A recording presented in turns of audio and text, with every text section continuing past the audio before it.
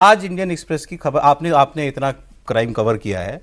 Indian express की report ये कहती है अंत में इस बात की भी जांच हो रही है कि जो वहाँ रात को रिस्पोंडेंट थे 5 पुलिस वाले,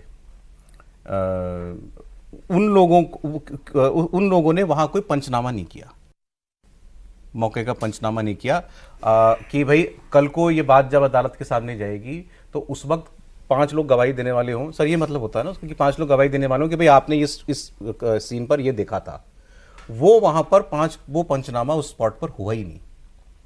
तो ये होना चाहिए था कि नहीं होना चाहिए था? सर मैं आप लोगों को चाहूंगा कि आप वो जो सुप्रीम कोर्ट की गाइडलाइन है 1994 की, जस्टिस वेंकट चलैया की, उसको आप गौर से पढ़ें।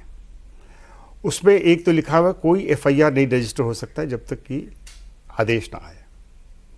दूसरा है आप उनको अरेस्ट नहीं कर सकते। तीसरा है अगर आप वहाँ पे जाते हैं तो कोई बयान नहीं रिकॉर्ड कर सकते जब तक कोई जुडिशियल ऑफिसर कोई और ना हो, उनका जुडिशियल जिससे उनको मदद मिलता है, लीगल एडवाइज़र या कोई सीनियर जज, उनसे सीनियर जज ना हो तब तक आप उनमें बयान नहीं रिकॉर्ड कर सकते। आप कोई पंचनामा नहीं बना सकते। अच्छा, ये कर ही नहीं सकते, ये पंचनामा नहीं बना सकते। तो ये सारी चीज़ें हैं। आप ये फ्रूटफुल डिस्कशन तब होगा जब वो 1994 की जो गाइडलाइंस बताई थी से पढ़े, उसके मुताबिक पुलिस कुछ कर ही नहीं सकती। मैं जहां जज का मामला आया पुलिस कुछ नहीं कर सकती। मतलब एक नया कल्ट बन गया है और वो कल्ट है जुडिशरी का नया पद है कि उनको आप हाथ नहीं लगा सकते। 94 से लेकर 2025 31 साल बीत गए हैं और 31 साल में दरिया से बहुत पानी गुजर गया है। टेक्नोलॉजी चेंज हो गई है, लोगों का परसेप्शन चेंज हो गया है, लोगों के सोचने का नज़रिया चेंज हो गया है। मुझे एक बात बताइए, मैं किसी घर में जाता हूं, वहां पर आग लगने की एक रिपोर्ट है, मैं देखता हूं कि वो जज का घर है, ठीक है, मुझे मालूम है, मैं जानकारी है, मैं जाता हूं आग बुझाने और मुझे बोरे में जलते हुए 500 के नोट दिखाई देते हैं।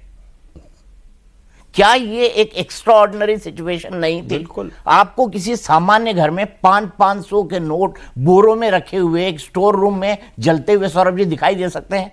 500 रुपए तो आपके जेब में होते तो आप 4 बार उसको संभाल के अपने पर्स के अंदर रखते हैं, 10 बार संभाल के आपको। ये एक एक्स्ट्राऑर्डिनरी सिचुएशन थी, पुलिस को उस ढंग से डील करना था, थ्रू प्रॉपर चैनल भी बताते तो कम से कम इस तरह की प्रिकॉशन उनकी लेनी थी। मैं कतई ये नहीं मानता कि एफआईआर रजिस्टर नहीं हो सकती। एसएन धिंगारा साहब साफ साफ बोल के गए थे कि इसमें एफआईआर रजिस्टर हो सकती है और इसमें तो डिस्ट्रक्शन ऑफ एविडेंस की भी एफआईआर रजिस्टर होती है क्योंकि एक एक्स्ट्राऑर्डिनरी सिचुएशन है। एविडेंस है कहां? सवाल तो सबसे बड़ा एविडेंस है। यही तो सबसे बड़ा सवाल है।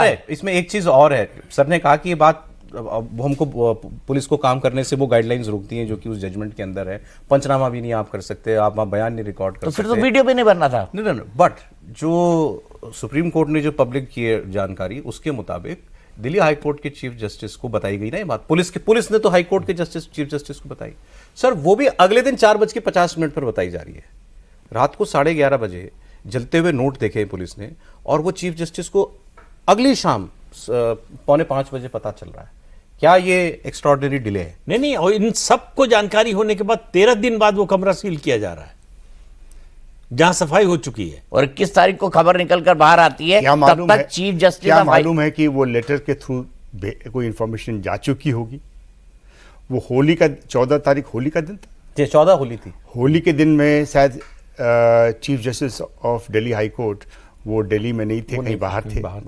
तो जाहिर है कि वो लेटर उनको, लेकिन वो कह रहे ना सर मुझे फोन पे बताया, लेकिन फोन से बताया। हाँ, फोन पे बताया। तो फोन से बताया है, हमें नहीं मालूम है कि क्या और तरीके से भी पहले बता चुके हैं क्या। तो हम इस जो चीज जो रिपोर्ट में लिख रहे हैं, जो इंफॉर्मेशन हमारे पास है उसके बेसिस पे, जो इंफॉर्मेशन नहीं है उसको हम नकार नहीं कर सकते।